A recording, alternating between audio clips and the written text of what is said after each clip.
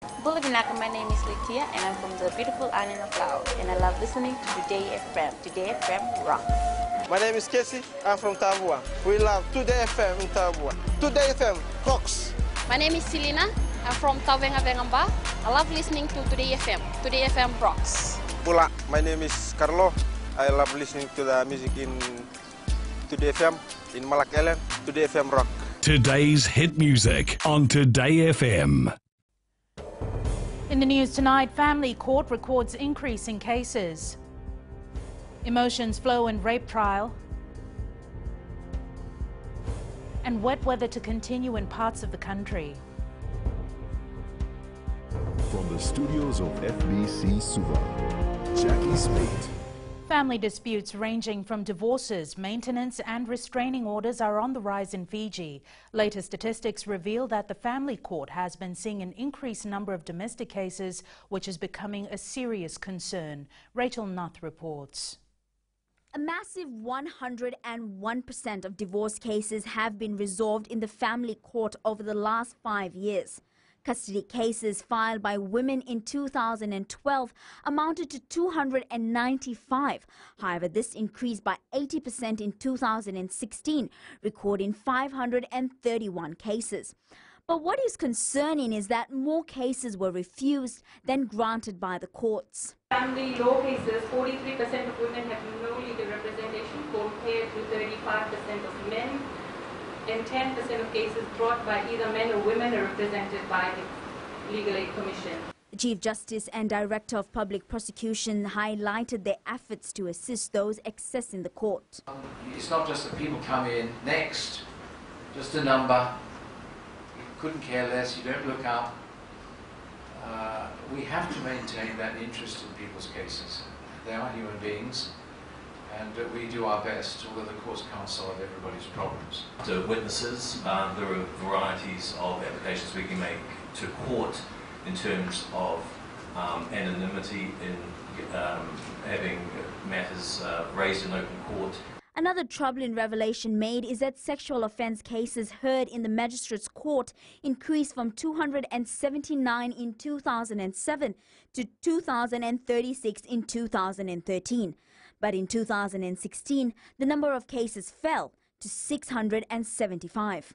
Between 2011 and 2016, in 99% of rape cases filed, the accused were male. The Fiji Women's Rights Movement says that in order to reduce these cases, they have conducted a research survey with relevant information to assist the justice system. Rachel Nath, FBC News. A flood warning is now in force for the low-lying areas and areas adjacent to and downstream of Waimanu River.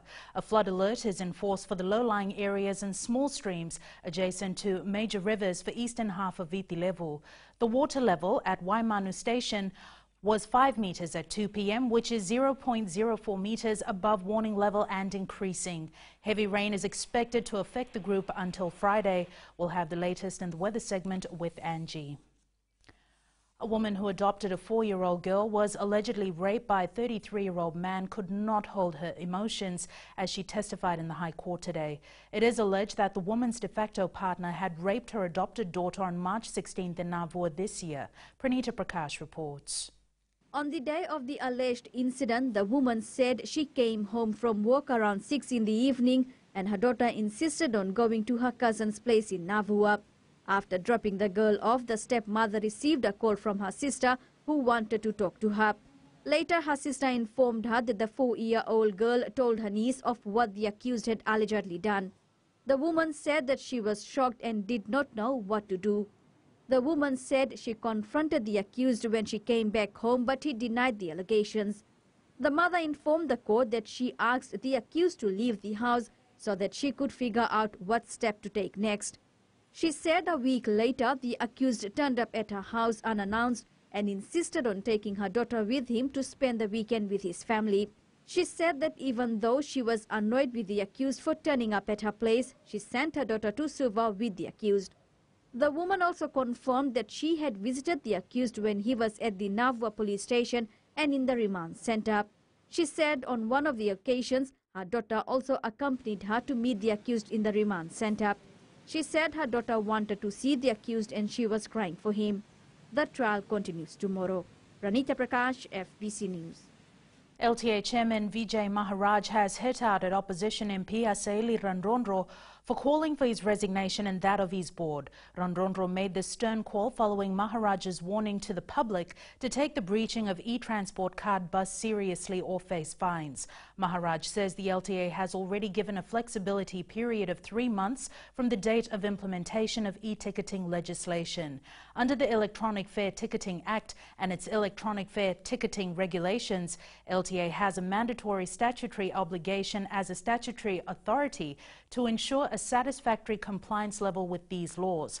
Maharaj adds if the e-ticketing machines are working in buses and passengers can use their e-ticketing cards, then it's unfair on them, given that some bus passengers or commuters are still not complying with the e-ticketing laws.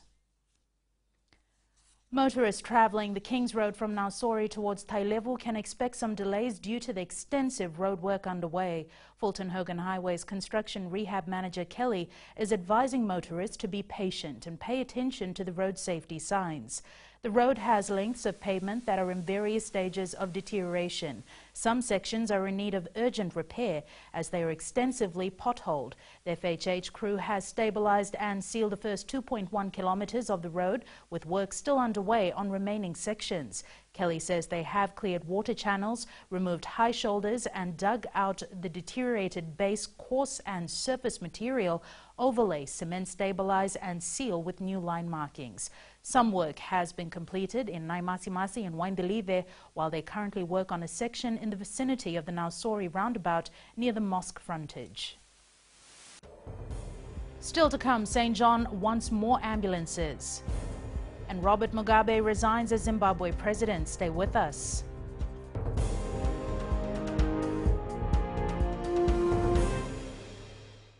Moala rarara ranavika, o tikongona taunu singatoka, ando talithaka na vakaronga na Mbula FM, number 2 na serre. Ya dora chubuni kurnambili, ibora ni batukara hambara binaranga, do talitakina na vakaronga na Mbula FM, number 2 na serre. Bula! Bula FM, number 2 na serre.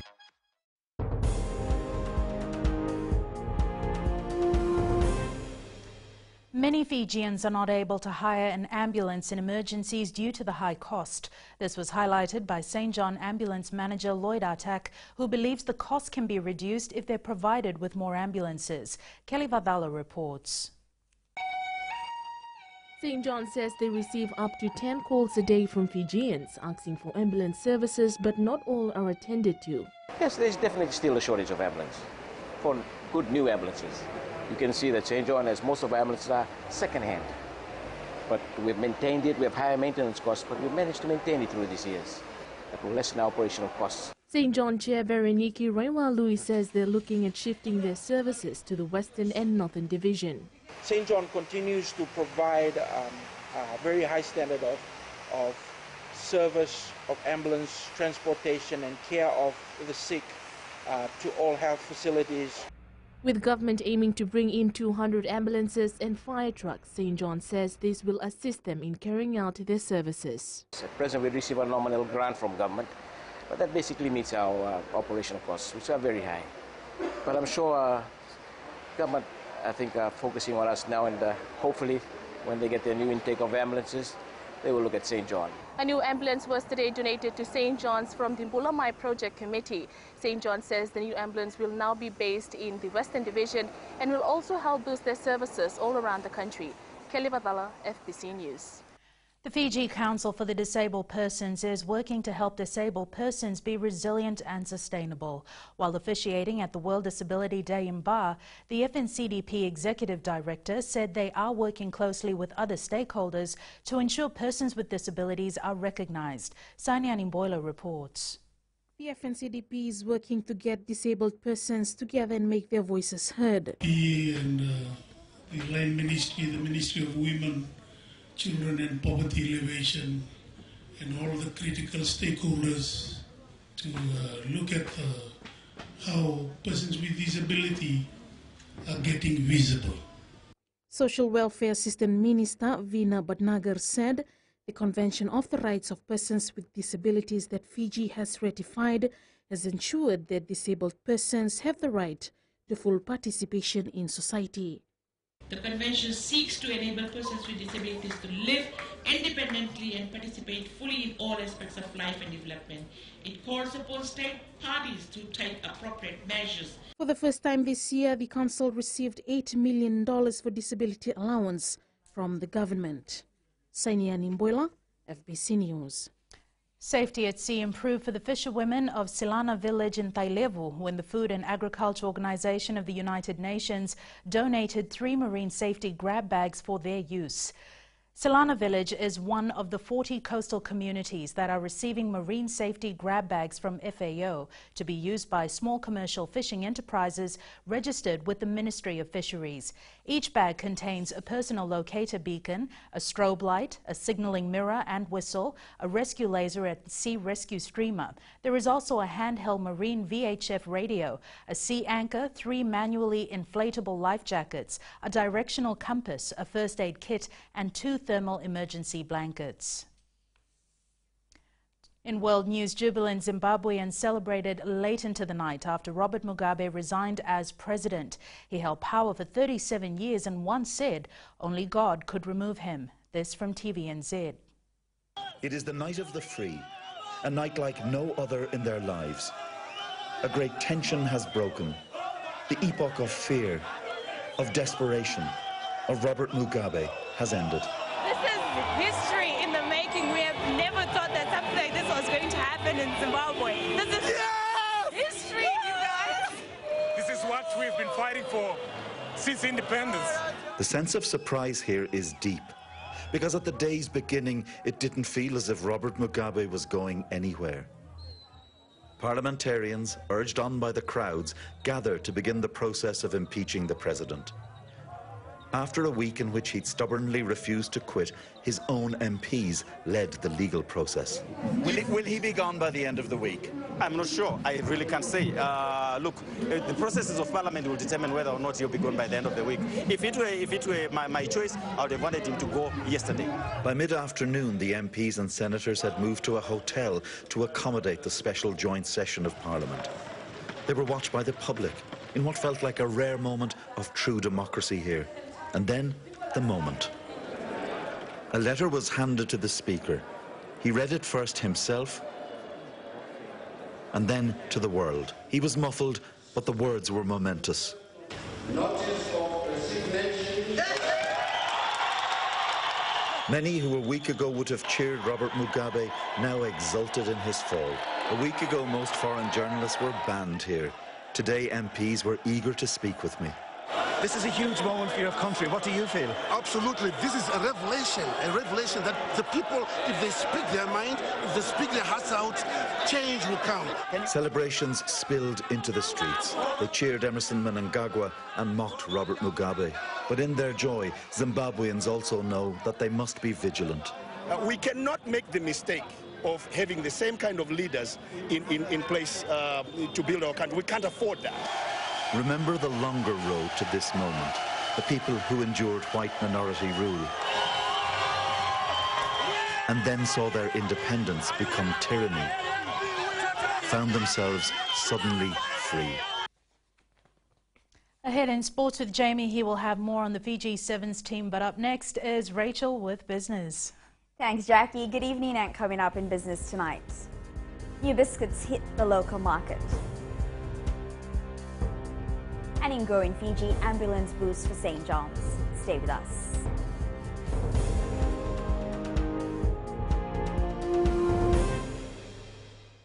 I'm Andrea Sorbakroa of Neabu Wenebuga Telebu. Whenever I want to tune in to listen to great music, I always tune in to my favorite radio station, Gold FM, only the classic. My name is Lita. We love listening to Gold FM here at the Fiji Hideaway Resort and Spa. Gold FM, only the classic hits. We here at Kano Waterfront Lautoka love listening to Gold FM. Only the classic hits. Gold FM, only the classic hits.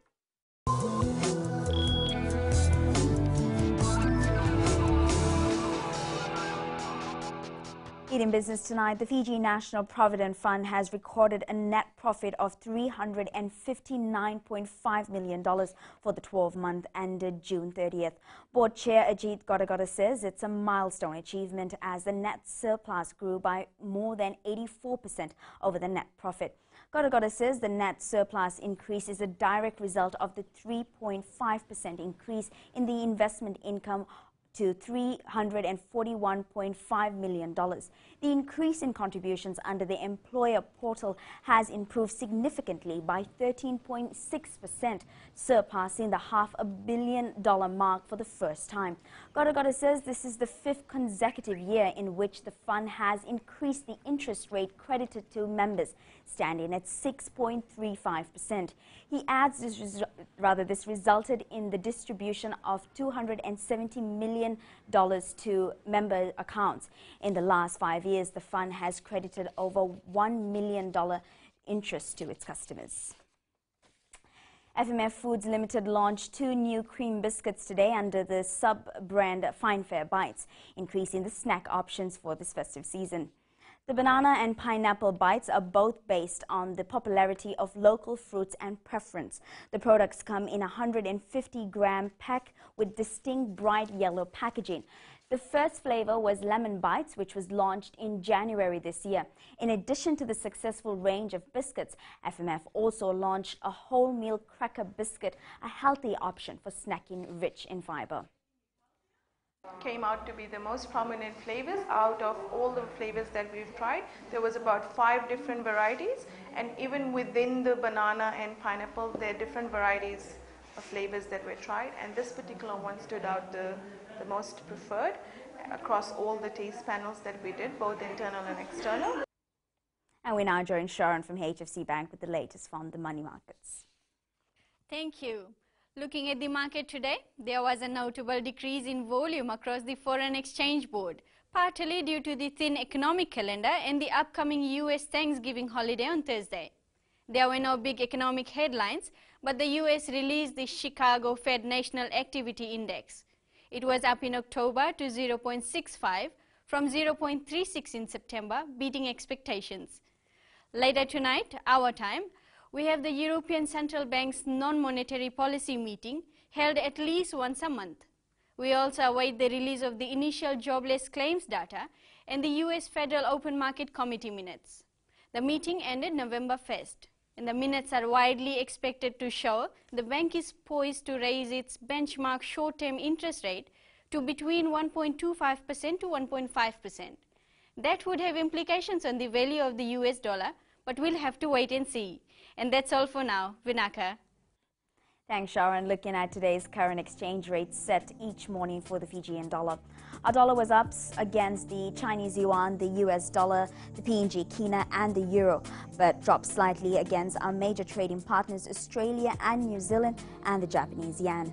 As for the commodities market, it was up across the index today with oil prices closing at $57 a barrel.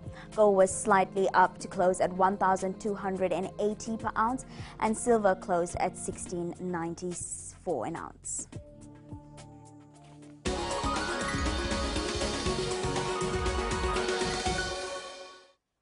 And in Growing Fiji tonight, Project Bulamai today handed over a new ambulance worth more than $40,000 to the St. John's in Suva. Project Chair Adrian Sofield says they will also be assisting St. John in building a carport for the ambulance, which will be based in Nandi, and provide equipment needed to carry out their services. In Nandi, ambulance services are run privately by the various medical centres, and this is an opportunity that the local people will be able to afford. And they have requested that they have a secure housing for the ambulance.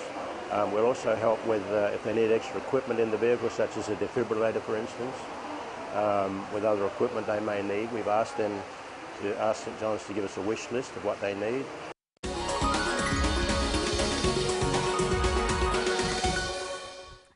And that's your business news this evening. Now to sports. Here's Jamie. Thank you, Rachel, and good evening. Up ahead in sports, Fiji's Sevens team depart for Dubai tournament. And more than 200 athletes ready for Pacific mini games. This and more coming up.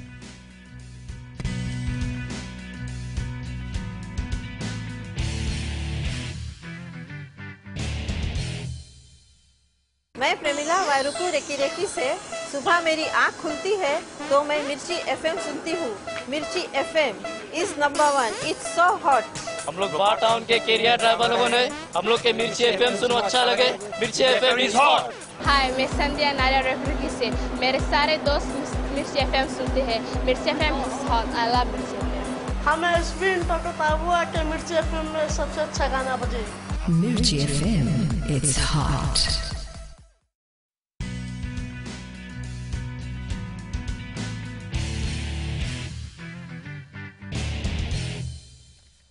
First up in sports tonight, Fiji Sevens player Vatemo Ravavo appeared in the Nandi Magistrates Court this afternoon for allegedly assaulting a person. Ravavo missed the team's last training run today and met the side at the Nandi International Airport as they departed for Dubai. He has been charged with 1 count of assault occasioning actual bodily harm. Ravavo has been released on bail for $1,000 with sureties. The matter has been adjourned to December 19th. Aaron Isau is set to get his break in the National Sevens jumper at the World Rugby Sevens Series in Dubai next weekend. Coach Gareth Baber has rated the Fijian rower utility back highly and says Sau will be a key player for his new-look team. Vasnil Prasad reports. It has been a tough road for Aaron Isau after being dropped from the Sevens squad in 2013. 4 years later, he is back to prove a point. I've been trying for years. I make it through in 2018 and drop. I thought that was the end of the road for me for Sevens. And I'll be called again for the Sevens and go for Dubai. It will be an emotional and I'll give my best. For him, playing alongside Olympic gold medalist Chasa Veremalua and Jerry Tuwai is a dream come true. Most of them, you just watch them on TV to come and camp with them and able to play with them virtually, and I'm so thankful. Coach Gareth Baber has cleared the air on his selection of the Drua players. He says Sau is likely to start in the match against Russia in Dubai. They're probably the most battle-hardened out of the 13 that are going. They've played in a tough competition for the last 2 or 3 months. They're ready to go and play against Sevens players. This was the last gym session for the side as they departed for Dubai earlier this afternoon. A lot of expectation from Coach Gareth Baber and his brigade as they start with a new journey in Dubai. Vashnil Prasad, FBC Sports. Meanwhile, the Fiji Sevens side has sent their well wishes to the Vodafone Fiji Mbati ahead of the Rugby League World Cup semi-final clash against Australia on Friday. Before departing for Dubai, the team took time out after training to cheer the Mbati on. When we knock a boys on your semi-final this Friday,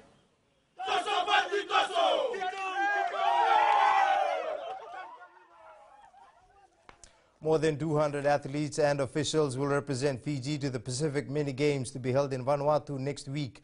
14 teams from various sports presented the Etatau today to President Major General retired Chochi Konrote as they gear up for the competition. Eroni Tuinuku reports. Filled with excitement and determination, Team Fiji is looking forward for a good outing next month. They had this vision that they were going to get to the top again and to come back with the most gold medals.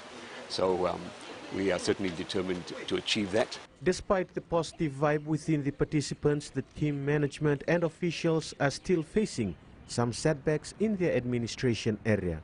On some of the sports to give us their final names, and that is all needing to be in because we've got to give the final number to the Pacific Games Council by Friday. Meanwhile, the president reassured the representatives on the importance of their participation in Vanuatu. In your efforts to make a mark for yourselves, your families and the whole country is behind you. In fact, we are preaching the same message of teamwork. The Pacific Mini Games will also be a qualifier for the Commonwealth Games next year if only they win gold in their respective sports. Teams will start leaving the country next week before the games begin on December 1st. Eroni Tuinuku, FBC Sports. Silver Ferns shooting legend Irene Van Dyke is currently in the country to launch netball's new NetGo program throughout various primary schools in Suva. Netball New Zealand signed an agreement earlier this year with Fiji Netball to introduce the Oceania Netball Federation accredited coaching program to boost development efforts at the primary school level. Meli Tavanga reports. Irene Van Dyke will visit 6 schools in the Suva area to promote NetGo program. She was at St. Agnes Primary School today, sharing her experiences to the youngsters. They are very reserved, first up when they get to see you. They are very quiet, but as soon as I start to do netball skills and play with them, then they kind of get out of the shell. As part of the program, she will mentor teachers aimed at building the capability of young netball players. I've got 3 schools today, 3 schools tomorrow, then I'm doing a shooting clinic on Friday, I'm doing the NSL on Saturday, and then I'm doing the coaching the teachers on Monday and Tuesday.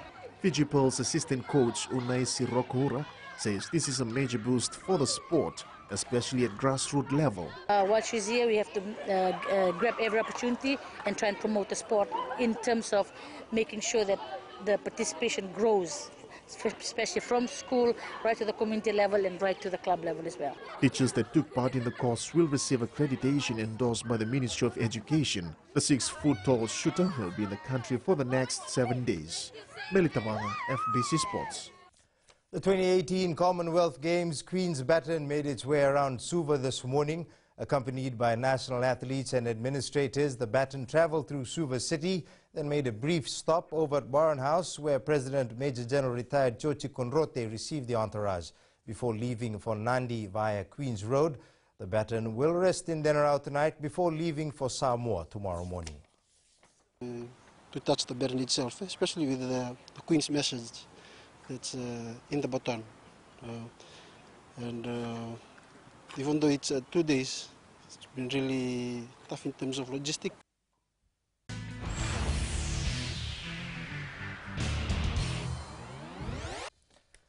In today's play of the day, a brilliantly engineered try by Leon in the French T14 competition, scored by former Nandi under-20 wing Chone Tuva against Clermont.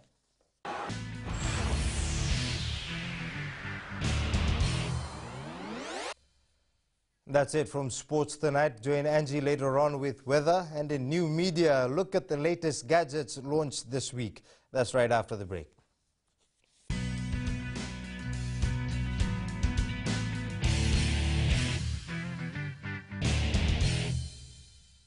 Bula, kera mai singatoka, kera ndo talita kana varorong na Radio Fiji 1 and the Moi Viti. Ayaw na rin siya. Kombinasyon ko lang ndo talita kana Radio Fiji 1 kana ndo Moi Viti. Ayaw ko yazo sila tale, nagurara may nawamanyi, nandunga.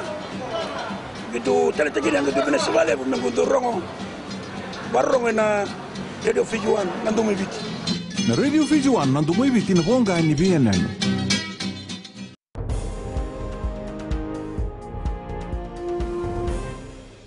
Today's major tech stories include reviews of the OnePlus 5T, Uber's slew of new features, and Pixel owners getting a new look at Google Lens. And now it's for the weather update from Angie.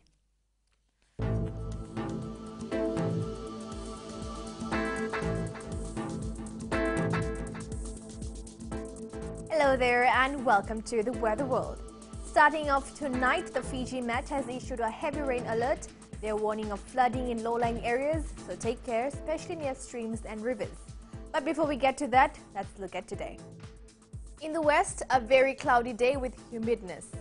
Eastwards, from Peck Harbour to Suva, a cloudy one as well with intervals of showers and flooding in low-lying areas. And up north, mostly cloudy on this side as well. At sea, southeast winds 20 to 25 knots with rough seas. And for the tides, low tide tonight will be at 10:01 with high tide tomorrow morning at 4:32. See the beauty of sunrise at 6:21. For tomorrow, the rainy weather is expected to continue throughout with a flash flooding alert in effect for creeks and low-lying areas, so be cautious.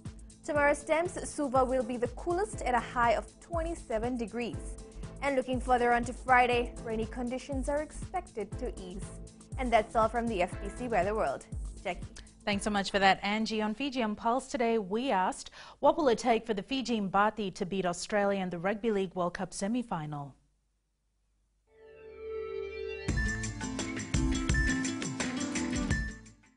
I think the only thing that will take them to beat them is their faith and their belief in God. Fiji has a young team, they have good coach and they have good management, and they're obviously Fijians, so they will beat the Kangaroos. They need the strength that God has given to them, plus our fans back at home.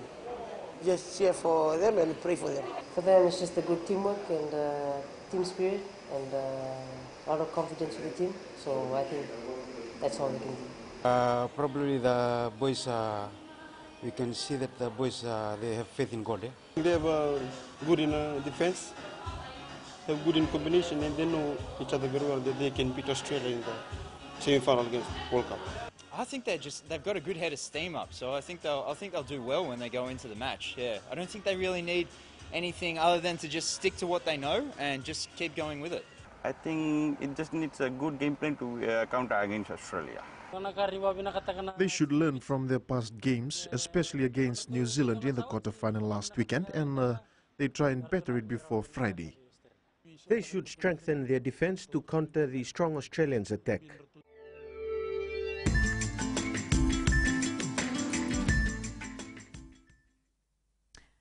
It's a simple but startling statistic. 1 in 4 people around the world will have a mental or neurological disorder at some point in their lives.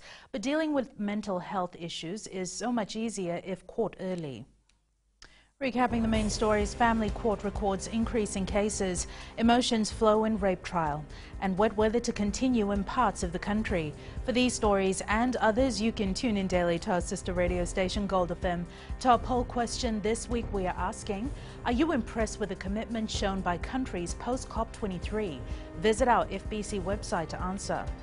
Before we go, our shot of the day comes from Lautoka, taken by Sheikh Shajid. This was taken during a fishing trip near Vomo Island in Lautoka.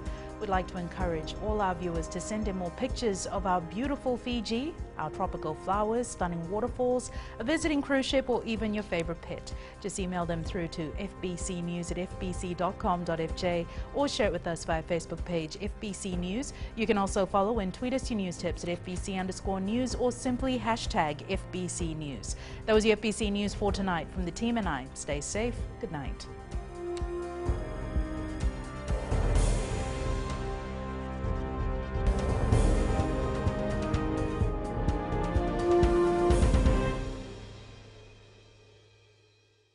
Bula, kera mai singatoka, kera ndo talita kana varorong na radio Fiji 1 and the moi viti. Ayaw na rin siya. Uti kombinasyon mo tikola ndo talita kana radio Fiji 1 kina ndo moi viti. Ayaw ko yazo sila tale, nagurara may naomanyi, nandunga. Gitu talita gini ang gagawin na sibale, nagunto rongo. Barong na radio Fiji 1 nando moi viti. Na radio Fiji 1 nando moi viti na ponga ni BNN.